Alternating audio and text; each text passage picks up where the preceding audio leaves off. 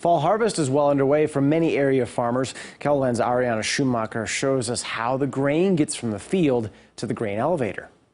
For Tim and David Ostrom, harvest season is the most rewarding time of the year. I think when you bring the crop in at the end of the growing season, and if your bins are full, great, but just the feeling that you've accomplished something. But this year, the corn crop is looking a little different. This field is averaging nearly half its normal yield. When you combine a good crop, it is really rewarding. I mean, sure, everybody wants a good crop, but it's just always fun to see that yield and see all the work you put into the crop, all the inputs, financially you invested in these crops, and then to see a deal like this where you're not going to get the return, and then we have to rely on federal crop to help make up the difference. The corn is headed to the Poet ethanol plant in Chancellor. Because of the ethanol industry helping find a use for the corn that we raise in America, it's not so much just feed and oils that use it anymore. Now we have a way of producing ethanol, which is, as many have heard, it's a green source of energy. It's renewable.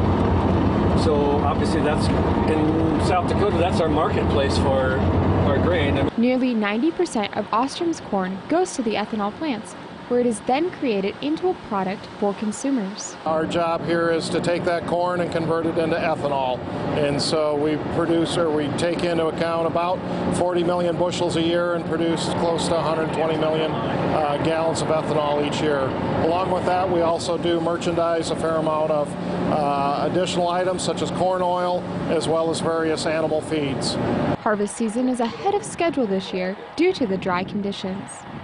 When we're starting this soon, normally I really don't ever get going until October 1st, and so we're about a week ahead of schedule as far as our start time for harvest. And with the rapid dry down of both corn and the beans coming around, I expect to be done probably 2 or 3 weeks ahead of normal. The ethanol plant has just started seeing new crop corn coming in. They have seen producers reporting various yields, but the quality has been good. Moistures are coming in that 16 to 18% range, and test weights are in the 56 to 58 category. Weather is one of the most unpredictable and challenging factors of farming. You have to develop a lot of patience, and I think it builds your faith, that you'll have time to get it done, but it can add a lot more stress to farming if it gets too dry, you just have to wait for it to rain, and if it don't rain, you just take what you get. So you never have any security of knowing how big is my crop going to be, what's the price going to be. But you get a little bit more stress not knowing what to be, but at the same time, if you have faith that God will provide, that always makes it a little bit easier. A farmer can work very long hours during harvest season. When you've got threatening weather coming, maybe a rain event, we'll stay out in the field and late as the wind blows. If you're doing soybeans, if we can go till 2 or 3 in the morning, we will. If it gets tough at 10 o'clock, you got to quit. Typically, the crew will go until around 11 in the evening. With long hours also comes hard work. Well, you get up in the morning, if you're doing soybeans, the first thing you're going to do is see how much dew you've got in the morning. And you go service your combine, get it ready to go for the day, get it fueled up.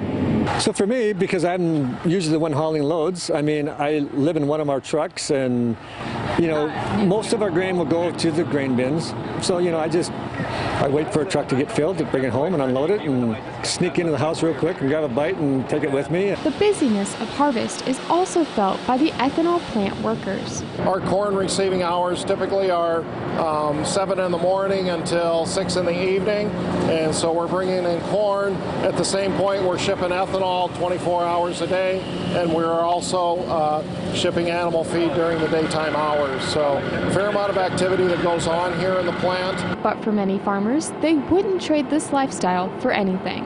I love being a farmer. You got the independence of making your own decisions. You got different seasons of different responsibilities. You're not doing the same thing day after day. With Eye on KELOLAND, I'm Ariana Schumacher.